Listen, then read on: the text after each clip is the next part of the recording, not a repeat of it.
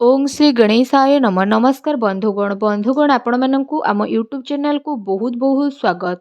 जदि विशेष भाव में आम एठी कहिबा कि ए भिडियो रे आम विशेष रूप से आपण मानकु कहिबु आगामी ए 3 दिनर समय अवधि रे आपणक जीवन रे पूरा चार चांद लागिबाकु जाउछि। आपणक पई जदि विशेष भाव में कहिबु किपरि ए समय रहिबो केउ सब जिनिस रे आपणक विशेष रूप से फायदा मिलिबो केउ सबु जिनिसरे आपनको सावधानता रखिबाकु पड़िबो आपणकर लव लाइफ क्यारियर किपरि रहिबो बिजनेस व्यापार किपरि रहिबो एवं स्वास्थ्यर किछि महत्वपूर्ण इनफॉरमेशन मध्ये आमे आपण माननकु भिडियो रे देबु। आ भिडियो शेष रे आमे किछि उपाय विषय रे मध्ये कहिबु जहा द्वारा आपण ए समय अवधि को आहुरी अधिक भल और मंगलदायक करि परिबे। आगो को वीडियो आरंभ करबा पूर्वरु आमर आपनकु रिक्वेस्ट कि जदि आपण हमर ए चैनल नुआ आछंती चैनल को सब्सक्राइब करंतु सांगरे नोटिफिकेशन बेल को मध्य ऑन करि दियंतु जहा द्वारा समय समय रे सह नुआ नुआ वीडियो रो नोटिफिकेशन आपण माननकु सर्वप्रथमे पहुंची जिवो। तो आसंतु जानिबा किपरि रहिबो आपणक पई विशेष भाबरे ए 3 दिनर स्थिति। जदि विशेष भाव में कहबा कि सबुठारु प्रथमे कि कौन आपणक पई ए दिन रे विशेष रूप से पॉजिटिव रहिबा पई जाउछि। जदि आमे विशेष भाव में कहबा जदि आपण व्यवसाय करूछंती किंबा जदि आपण चाकरी कोठी करूछंती तो निवेश पई मध्य आपणको भल अवसर प्राप्त होई जिवो।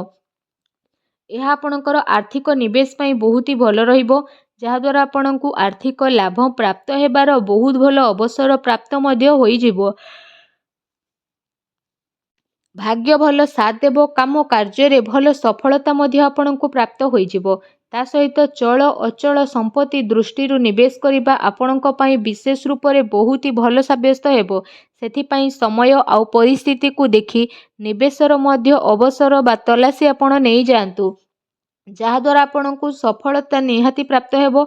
आउ आर्थिक स्थिति मध्य आपणकर काफी मजबूत होई जिवो। ता सहित कोनोसी अप्रत्याशित आय बा शायद कौनसी प्रोब्लेम रे आपण फसी पारंती ए आयर भल भाव में प्रयोग करंतु जहा द्वारा कौनसी यात्रा बा एमिति किछि गतिविधि रे जोठी आपणकर उद्देश्य अस्पष्ट रहिबो विचार को लोक माननको कुहंतु जहा आपणक दिमाग रे रहिछि।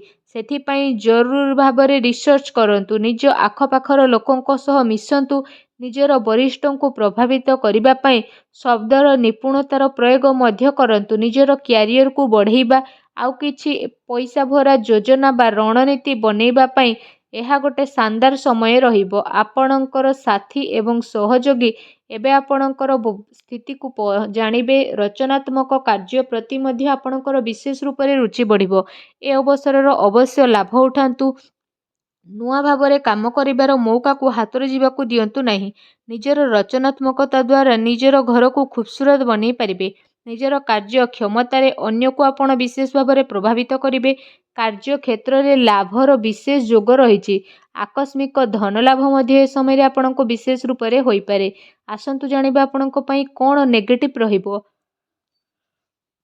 घरोई समस्या को दूर मध्य करिबे अन्यथा प्रोब्लेम आसीपारे निज कथार भरोसा करंतु घर परिवार सदस्यों उपरे भरोसा करंतु कौनसी अन्य व्यक्ति उपरे आदु भरोसा करंतु नहीं। अनावश्यक प्रोब्लेम उपजिबो।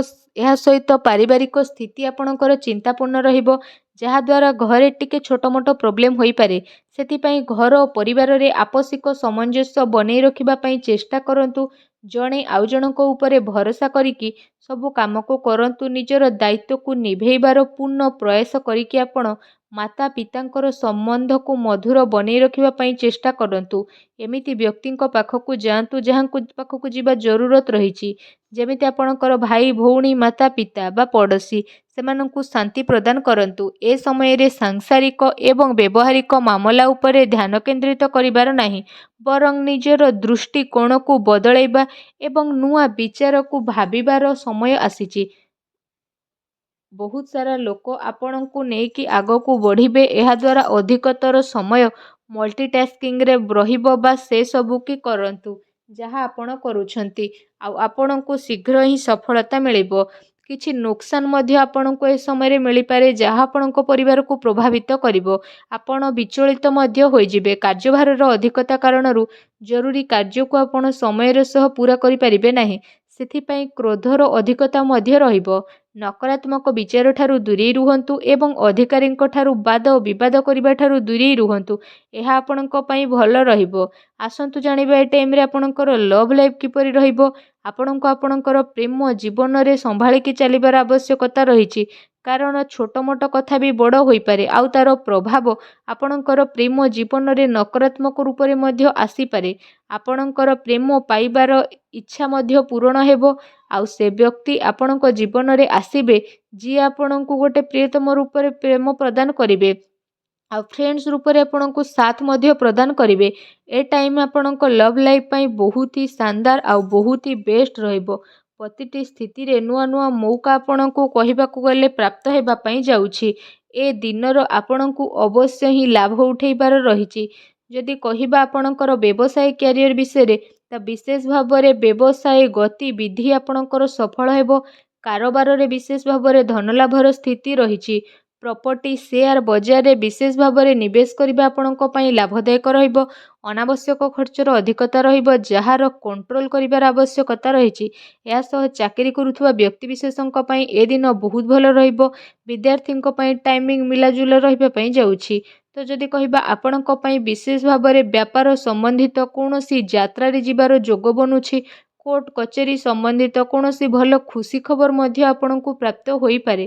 ଏହା ସହିତ ଯଦି କହିବା ଯେଉଁ ଲୋକମାନେ ସରକାରୀ କ୍ଷେତ୍ରରେ ଚାକିରି କରୁଛନ୍ତି ତ ସେମାନଙ୍କୁ ଶୀଘ୍ର ହିଁ ସରକାରୀ ସୁଖ ପ୍ରାପ୍ତ ହେବ। ଆପଣଙ୍କର ଆମଦାନୀରେ ବହୁତ ଭଲ ବୃଦ୍ଧି ମଧ୍ୟ ଆଗକୁ ଆସୁଥିବା ଟାଇମ୍ରେ ଦେଖିବା ପାଇଁ ମିଳିବ।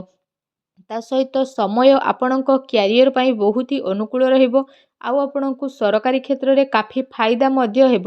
ଆପଣ ଆପଣଙ୍କର କାର୍ଯ୍ୟ ପାଇଁ ସ୍ୱୟଂ ଉପରେ ଭରସା କରିକି ରହିବାକୁ ପଡ଼ିବ। ବେରୋଜଗାରଙ୍କୁ ରୋଜଗାର ନୂଆ ଅବସର ମଧ୍ୟ ପ୍ରାପ୍ତ ହେବ। ବ୍ୟାପାର ଧନ୍ଦାରେ ବହୁତ ଭଲ ଲାଭ ମିଳିବାର ସମ୍ଭାବନା ରହିଛି। କିନ୍ତୁ ଅନାବଶ୍ୟକ ଖର୍ଚ୍ଚର ଯେହେତୁ ଅଧିକତା ରହିବ ତେଣୁ ଟିକେ ସାବଧାନ ରୁହନ୍ତୁ। ଯଦି କହିବା ଏ ସମୟରେ ଆପଣଙ୍କ ସ୍ୱାସ୍ଥ୍ୟ କିପରି ରହିବ ତ ସ୍ୱାସ୍ଥ୍ୟରେ କୌଣସି ପ୍ରକାରର ସ୍ୱାସ୍ଥ୍ୟ ରିଲେଟେଡ୍ ଗମ୍ଭୀର ସମସ୍ୟାର ସାମ୍ନା କରିବା ପାଇଁ ବିଶେଷ ରୂପରେ ପଡ଼ିପାରେ। ସେଥିପାଇଁ କୌଣସି ପ୍ରକାରର ସ୍ୱାସ୍ଥ୍ୟ ସମ୍ବନ୍ଧିତ ସମସ୍ୟା ଉତ୍ପନ୍ନ ହେବା ଦ୍ୱାରା ସମୟ ପୂର୍ବରୁ ଉପଚାର କରିବାର ବହୁତ ଭଲ ଆବଶ୍ୟକତା ରହିଛି। ଯାହାଦ୍ୱାରା ସମୟ ଥାଉ ଥାଉ କୌଣସି ବି ବଡ଼ ପ୍ରୋବ୍ଲେମରୁ ଆପଣ ବାହାରକୁ ବାହାରି ପାରିବେ। ସାବଧାନ ରୁହନ୍ତୁ।